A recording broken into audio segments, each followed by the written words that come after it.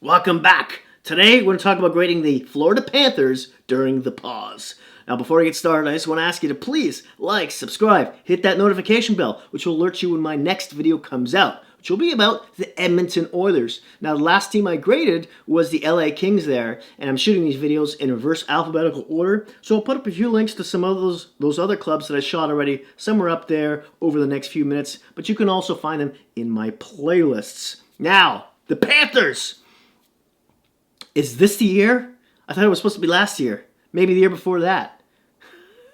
They went out and got a new coach with a lot of Stanley Cup pedigree, obviously, in John Quenneville.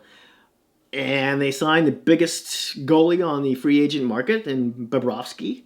And they added a lot of nice depth players on defense like Strawman, formerly the Tampa Bay Lightning, Connolly, who's been doing really well, formerly the Washington Capitals, Nola Chari, fourth line center, 20 goals. What?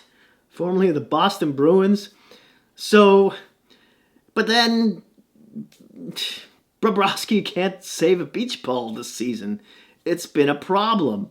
Now, they started off the season for the first few months half decently, really. Had a really good January, and then got drunk and just fell right off the wagon towards the end there. Although they didn't finish completely in the doghouse because one of their backups helped them out. Now, looking at the stats here, they won their last two games before the pause. They were 4-4-2 in their last 10, and they ended with 78 points. Now, that's 3 points at a third spot in the Atlantic behind the Toronto Maple Leafs, and 3 points behind the Columbus Blue Jackets for that last wildcard spot. Mind you, they still have to jump over the Rangers and the Islanders to get in the show. But now that there's talk about 24 playoff teams, they should be in regardless, right?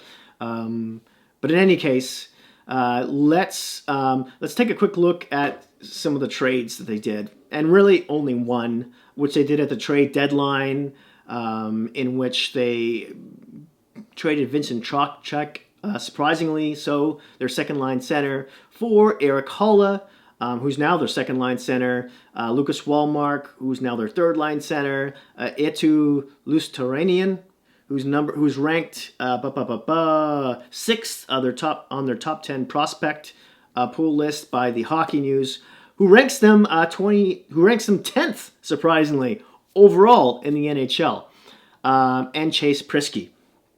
Now, I'm going to talk about some stats that I'm going to throw at your face right now, starting with the special teams. The power play, 10th in the league.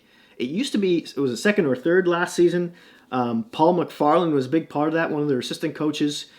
He left when the new coaching staff came in, was hired by the Leafs, and improved their power play. But he just recently said he's going to be leaving the team at the end of the season to be the head coach in the OHL. I want to say the Frontenacs, the Kingston Frontenacs, but don't quote me on that. Now, their penalty kill has been off for a while, and it's 20th. The wins, they're 19th in the league. Points, 18th. Goals for, 6th. They can score. Goals against, 27th. We all know whose fault that is. Face-off win percentage, 13th in the league. Not too shabby. Shots against, 22nd, allowing 32.3 shots a game. Shots for, 7th in the league, putting 32.7 shots against the visitors. Now, the injuries, the lingering injuries they had were only to one player, was winger depth player Dryden Hunt. He got hurt in late February. He's still on the IR. Ho-hum. But let's start talking about some of the players and their stats and everything, starting with Bob. Mr. Sergei Bobrovsky is now 31 years old, by the way. He'll be 32 in September. And yeah, 50 games, 900 save percentage. Now, the owner of the Florida Panthers apparently came out and said in the news, it was reported that he wanted to cut the team's budget by $10 million. Is it a coincidence that that's exactly what they'll be paying Bobrovsky for the next 6 seasons? Yeah. Now, last season, with the Columbus Blue Jackets in 62 games, Bobrovsky had a .913 save percentage. I think people thought he finished a lot better, and he did. But he started the first half of the season really poorly, which is why he sort of bounced back and then was able to bring it back up to 913. Of course, in the playoffs in 10 games, he was terrific, had a 925 save percentage, and everything's good, right? And his numbers for the previous years have been great, minus 2 appearances in the playoffs where he did not play well at all. They really need this guy to play like they're paying the amount of money they're paying him, and that's all there is to it. Because although the number one prospect is a goalie, Spencer Knight, who's ranked 5th overall for prospects in the NHL by the Hockey News, he's at least 4 years away probably, and there's no rush with Petrovski, you would hope. Now, Chris Traeger, their backup, stepped in this season, played 12 games, it was terrific. But had a 938 save percentage. Now in 15 games in the AHL, he had a 932 save percentage. Kid's looking good. Now he hasn't played in the NHL since the 2016-17 season for the Ottawa Senators, where he played, one game. Sip of water there. 733 save percentage.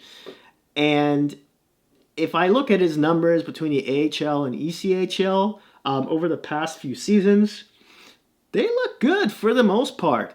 So who knows how much more they're going to get out of this guy and if he'll be the standard backup next season ahead of Samuel Montembeault, who played 14 games for this season and was awful. Had an 890 save percentage. Last season, he also played 11 games for them, was 894. His numbers aren't any better, really, in the AHL. It's funny because I remember seeing this kid play a couple of really good games for the Panthers. I want to say last season, but mind you, in the AHL, in 11 games this season, he's got a 918. Oh hum. Now let's talk about the defensemen, starting with their top 3 point getters. Number 1, Keith Yandel owns that spot. Now he's 33 years old. He's up there, left shot D. He's 5th on the team in points as well, by the way. In 69 games, 5 goals, 45 points, plus minus, he was a 0. He plays on that first power play unit, averages 1942 a game. Aaron Ekblad, right shot D. Remember, he's only 23 still a young guy, but he's been in the league for like 4 or 5 seasons now. It's unbelievable. 67 games, he's had 5 goals, 41 points. It's pretty good. He's a plus 12, best on the team. He's improved in that aspect and has 22.59 on average of ice time, by far the best on the club. Now, 3rd on the list here is Matheson, another left shot defenseman, 25 years old, also very young. 59 games he played so far this year, 8 goals, 20 points. Mind you, he's on the first PK unit, and he's a -1 and averaged 1802 per game. Strawman, left wing lock is playing the second penalty kill unit, and yeah, there's that. Now let's talk about the forwards. Jonathan Hubert, starting with the top 4 point getters. Hubert is only 26, played 69 games, 23 goals, 78 points, plus 5, best amongst all forwards, and averaged 1846 a game. Second is Barkov, who's not underrated anymore. He's 24 years old only, and in 66 games, 20 goals, 62 points, pretty decent, plus 2, averages just over 20 minutes a game, best amongst all forwards. Third on this point list is Hoffman, who's 30 years old, will also be a UFA at the end of the season, by the way, and in 69 games had 29 goals, best on the team. He gets most of those on the first line power play, and he's got 59 points overall, -5, and plays 16.50 a game. Fourth on this list is Dadonov, who's also a UFA at the end of the season. He's 30 years old as well, played 69 games, 25 goals, 47 points, -7. I want to say that's like second worst on the team in that category, and averages 17.06 a game. Now, if Dadonov and Hoffman walk, they're going to have to get some kids to step in and do something for them, and we'll get to them a little bit later. I want to touch on some other forwards like Vincent Rochak, who they traded, their former second-line center. In 7 games for the Hurricanes, he's got 1 goal, 2 points, -5. Not terrific. In 55 games with the Panthers, though, he had 10 goals, 36 points, -3. Not bad. I don't know if Davidson didn't like him. Quenneville, the coach. I know they were trying to change the attitude and such of the team. I know Trocheck has been a minus player for quite some time as well. Maybe that was part of it. In any case, let's talk about Brett Connolly, a great depth acquisition ad in the summertime coming from the Washington Capitals. He had a career year last year with them at a ripe age. I mean, he's 28 now. And last year with the Capitals in 81 games, 22 goals, 46 points, plus 13. Did really well. His highest numbers in the NHL. This season with the Panthers, 69 games, he's had 19 goals. Looks like he was going to surpass his career best last season. And 33 points overall, -3 with them. Then there's Noel Acciari, formerly fourth-line center for the Boston Bruins, who really shocked everyone. Now, his best season, point-wise, in the league, it was 2017-18. In 60 games, he had 10 goals, 11 points, -6. Whatever, right? Yeah. In 66 games with the Panthers this season, he's got 20 goals, 27 points, +2. Now, there's a bit of an asterisk because he had 2 hat tricks back-to-back, one of them being against the Leafs, if I remember correctly. I don't know. This has got to be a one-off, right? Right? They're getting scoring from everywhere at this club. Then there's Eric Holla, who came across in the Hurricane trade in 7 games with the Panthers.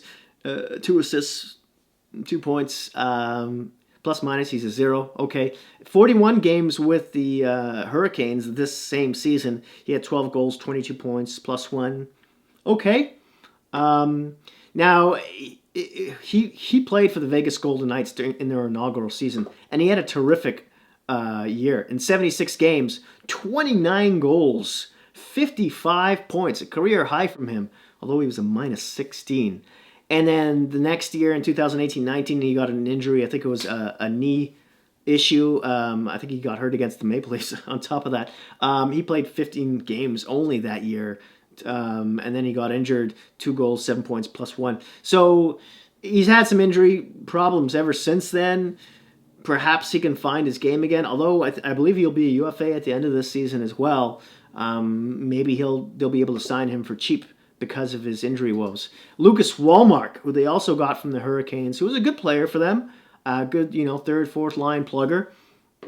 Energy guy. In 7 games for the Panthers, 1 goal, 2 points, 0 in the plus-minus category. 60 games for the Hurricanes this season. He had 11 goals, 23 points. Not bad for a depth player at all. And he's always had some pretty good AHL numbers, so they could probably sign him for cheap. I believe he'll be a RFA at the end of the season with arbitration rights. He's 24, will be 25 at the end of the season. And then there's, I'm going to talk quickly about a couple of rookies who had a few cups of coffee with them this season, starting with Alexei Sarella. He's a center. He's 23 years old. He's 5'10", and he played only 9 games for them. Had 2 goals, 4 points, +2. Pretty good numbers. I believe he came across in the Carolina trade. Yep, and he's got pretty decent numbers, half-decent numbers in the AHL too, so look for him to take a spot next year, especially if Dadonov and Hoffman walk. And then lastly, I want to touch on Henrik Borgstrom. He's another center. He's 22 years old. He'll be 23 in August, 6'3", 200 pounds, and he played 4 games for the Panthers, no points, -2. But he did play, if you remember, 50 games for them last year, so the name sounds familiar. That's why he had 8 goals and 18 points from that season on -14. So maybe, and then with AHL, with the Springfield Indians in 49 games, 11 goals, 23 points, +2. Next year, hopefully he'll make that jump. How do I grade this team? I'm going to give him a C. Maybe I could give him a C+. But I don't know. I just keep on betting on these guys, and they keep letting me down. Hopefully that's not. Maybe they'll go far if they get into the playoffs. If it is a 2014 format, we'll see. Anyways, I would love to hear what you would grade this team in the comment section down below. Thank you so much for watching. Thank you for all your support. I really appreciate it. Please don't forget to hit like and subscribe. And, just, hell, stay safe out there. And if you can, stay at home. Thanks again, and see you soon.